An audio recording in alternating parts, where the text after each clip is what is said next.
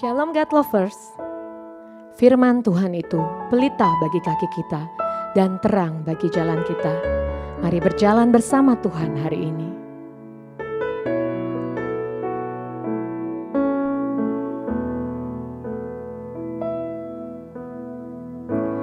Bapakku datang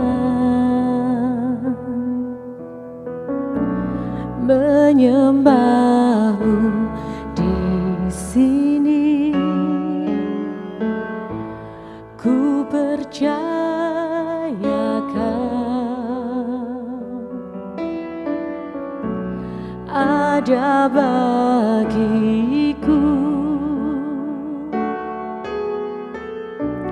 Tak usah ku takut, sebab Kau sertaku. Tak usah ku bimbang, Kau di dalamku. Tak usah ku cemas, Kau penghiburku. Saat ku lemah, Kau kuatku.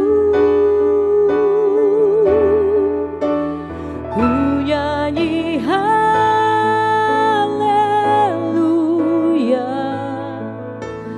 ku nyanyi haleluya.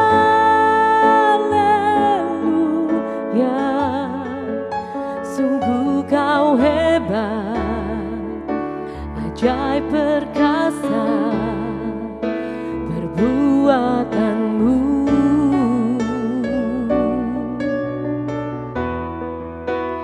Ku nyanyi haleluya,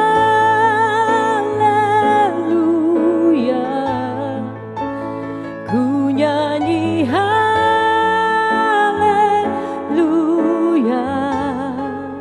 Sungguh Kau hebat, ajaib perkasa.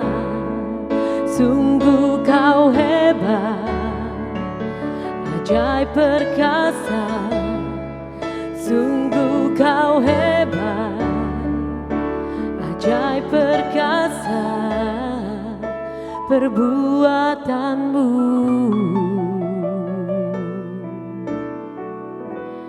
Di hidupku.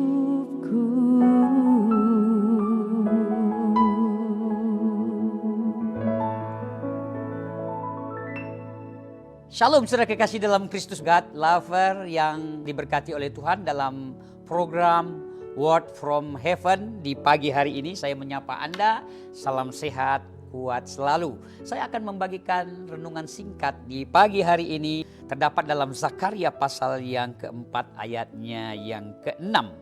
Maka berbicaralah ia, katanya, inilah firman Tuhan kepada Zerubabel, bunyinya, bukan dengan keperkasaan dan bukan dengan kekuatan, melainkan dengan rohku, firman Tuhan semesta alam.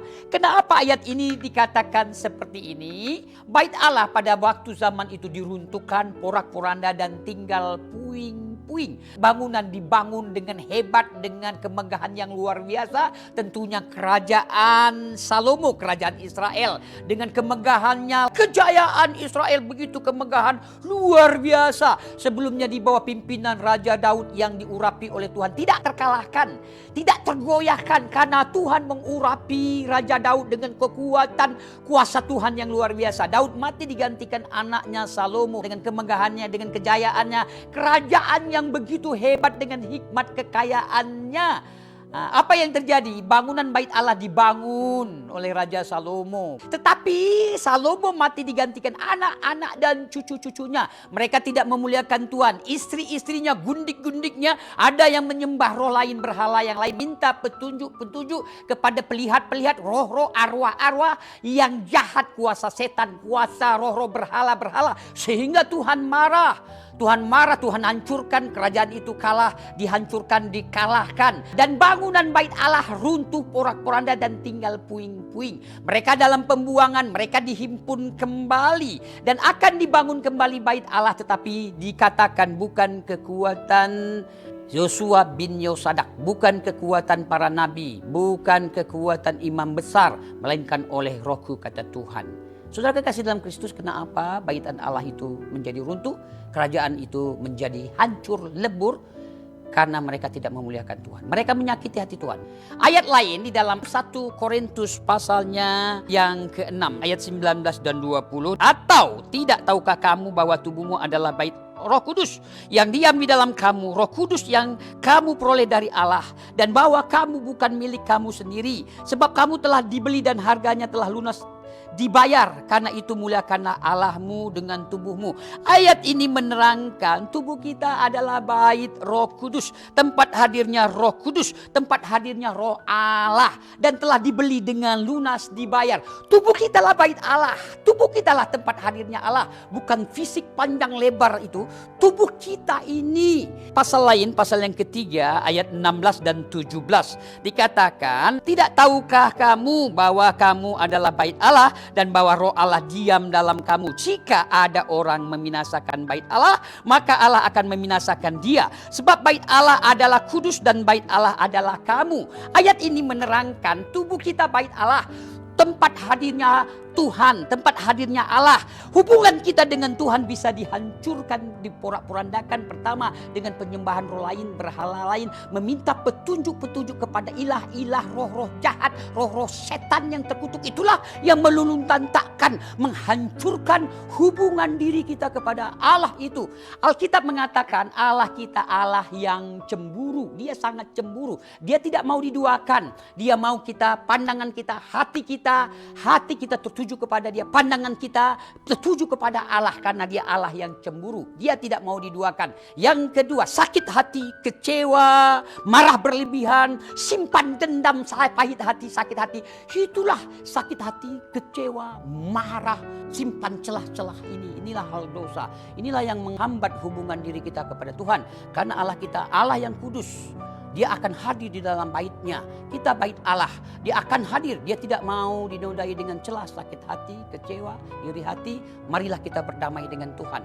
Poin terakhir, tubuh kita bait Allah. Jika ada orang membinasakan bait Allah, maka Allah akan membinasakan dirinya, orang tersebut. Jikalau kita sendiri tidak menjaga bait Allah, diri kita hancurkan dengan penyembahan roh lain, berhala yang lain, sakit hati, kecewa, makan berlebihan, semua dimakan. Apa aja yang masuk tubuh kita yang tidak berguna, mungkin rokok, mungkin minum-minuman keras, atau makanan-makanan berlebihan. Itulah yang menghancurkan diri kita sendiri. Kadang kita tidak menyadari, mungkin kita punya uang, mungkin kita punya sesuatu, tetapi karena hidup kita poya, rakus, itulah meluluntangkan, menghancurkan diri kita. Tubuh kita sendiri kita hancurkan dengan pola makan tidak sehat, hidup tidak sehat, makan, minum, alkohol, ya obat-obatan atau sejenisnya, hal-hal yang tidak baik dalam tubuh kita. Itulah makanya tidak salah ada orang-orang tertentu sakit tubuhnya, hancur, mungkin liver,